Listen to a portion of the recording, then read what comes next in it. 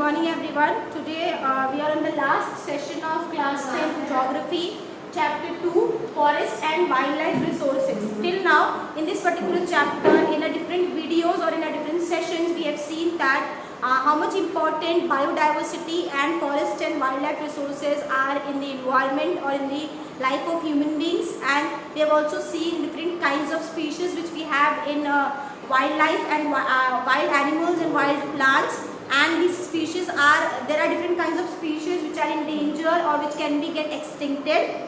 Then we have also seen how we can conserve those wildlife resources, those plants and animals which is going to get extincted. Now in this particular video or in this particular session, we are going to learn about the two topics which are the last topic of the chapter, that is types of distribution of forests and wildlife, and secondly community and conservation.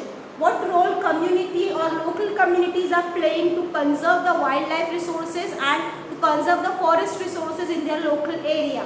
So first we will start with types of distribution of forest and wildlife resources. Now when we talk about the types of forest and wildlife resources, there are three types of forest, that is reserved forest, protected forest and unclassed forest. Reserved forest means these are the forests which are reserved for, you can say that those forests are reserved, or maybe they belong to private owners, maybe they belong to private individuals. Or you can say that these reserved forests are reserved for the forest activities of forestry. And in India, 75% of the forest area is reserved. When we talk about India, in India 75% of forests are reserved, like Madhya Pradesh, Rajasthan, all these areas are having reserved forests. Assam, Odisha. So more than half of the forest in India is regarded as a reserved forest.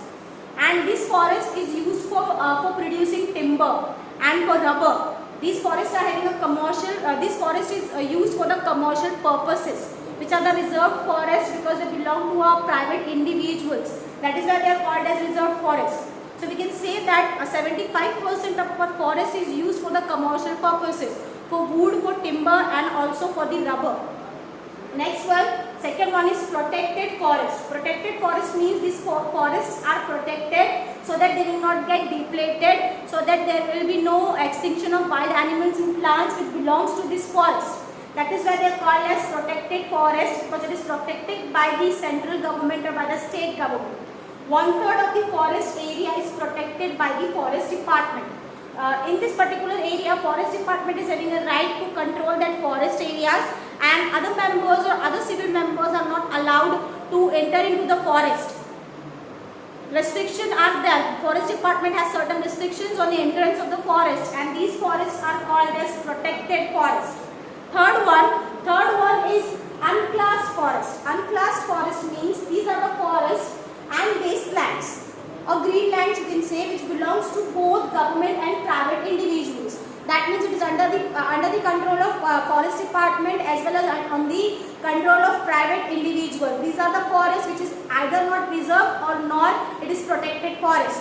But these are the forests which is unclassed forest, because they don't belong to any one class, not reserved class or not protected class, and they belong to both government and private individuals. So maybe it is used for the commercial purposes, or maybe it is protected by the government as if it is possible or as if it is compulsory. So over here we can say that we are having three types of forest. Reserved forest, which belongs to individual, a private individual, and which is mainly used for commercial purposes like making timbers, wood and rubber. Secondly, we are having protected forest. Protected forests are under the control of forest department, and 1/3 of our forest is protected forest. Unclassed forest means they are under the control of both government and private individuals. Now when we talk about the conservation of forest, community plays very important role in the conservation of forest. Community means the local people, the local government or the people of the local area. They also played a very important role when we talk about the conservation of forest, and we have so many examples of that. Now we will see that. Local communities also tries to protect the forest. Local communities are there who tries to protect the forest. Many examples have been given over here. Sariska Tiger project in Rajasthan. In this particular project, 1000 forest is declared as Bharat of Century.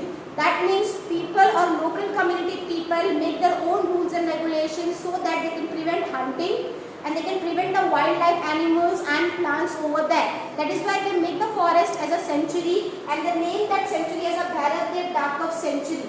And they try to protect the tiger, they try to protect the deers over there, because they are the rare species which can get extincted. So they make their own rules and regulations to protect the forest in the Rajasthan. Secondly, Chipko movement in Himalayas, which is a very good example of deforestation. Over there they are cutting down the trees, deforestation is there, and to prevent that deforestation many local people come forward and they started with the Chipko movement to stop the cutting down of the trees or to stop the deforestation because of the commercial purposes. There are many attempts to revive traditional methods to conserve the forest and wildlife. Local people have tried many different traditional methods so that they can conserve the wildlife, animals and plants. We have examples of that: Beej Bachao Andolan by farmers in Tehri and Navdania. These are the andolans which has been taken place in many villages of India from the farmers to protect the animals or to protect the forest areas. And joint forest management programs has been introduced so that jointly all the local communities can